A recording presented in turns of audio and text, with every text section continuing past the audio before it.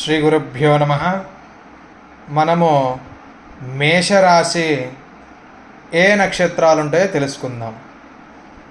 మేషరాశిలో అశ్విని నక్షత్రం, భరణి నక్షత్రం, కృతికా నక్షత్రం ఉంటుంది. తరువాత వృషభ రాశిలో కృతికా నక్షత్రం 2, 3, 4 పాదాలు, రోహిణి నక్షత్రం 1, 2, 3, 4 పాదాలు, మృగశిర నక్షత్రం 1, 2 పాదాలు కలిగి ఉంటాయి. తరువాత మిథున రాశి ఫలితము.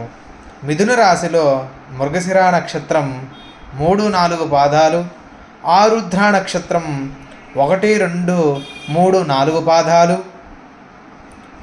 పునర్వసు 1, 2, 3 పాదాలకు మిథున రాశిగా వర్తించబడుతుంది. తరువాత కర్కాటక రాశి.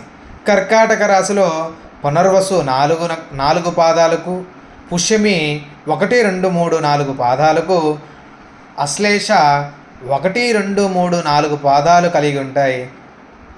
ఇది కర్కాటక రాశికి చెందినది. తరువాత సింహరాశి. సింహరాశి మఖా నక్షత్రం 1వ పాదం, 2వ పాదం, 3వ పాదం, 4వ పాదము, పుబ్బ 1, 2, 3, 4, ఉత్తర 1వ పాదము సింహరాశిగా వర్తించబడుతుంది. తరువాత కన్యారాశి. కన్యారాశిలో ఉత్తర నక్షత్రం 2, 3, 4 పాదాలు, హస్త 1, 2, 3, 4 పాదాలు, చిత్త 1, 2 పాదాలు కన్యారాశిగా వర్తించబడుతుంది. తరువాత తులారాశి. తులారాశిలో చిత్త 3, 4 పాదాలు, స్వాతి 1, 2, 3, 4 పాదాలు, విశాఖ 1, 2, 3 పాదాలు ఈ యొక్క తులారాశిలో వర్తించబడుతుంది. తరువాత వృశ్చిక రాశి.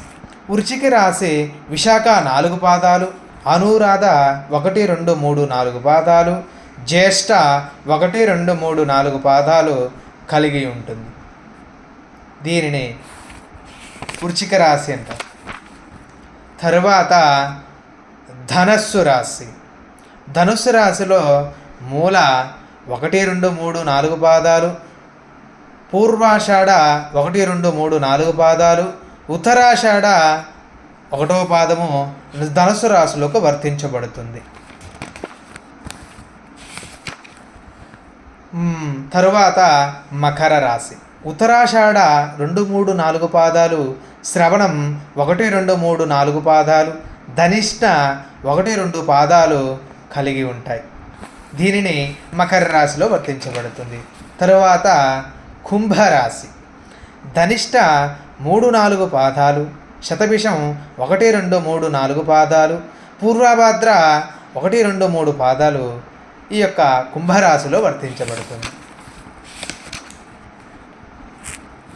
తరువాత మీనరాశి. మీనరాశిలో పూర్వభాద్ర 4 పాదాలు, ఉత్తరాభాద్ర 1, 2, 3, 4 పాదాలు, రేవతి 1, 2, 3, 4 పాదాలు కలిగి ఉంటుంది. ఇది మీనరాశిలోకి వర్తించబడుతుంది. సర్వే జనా సుఖినో భవంతు.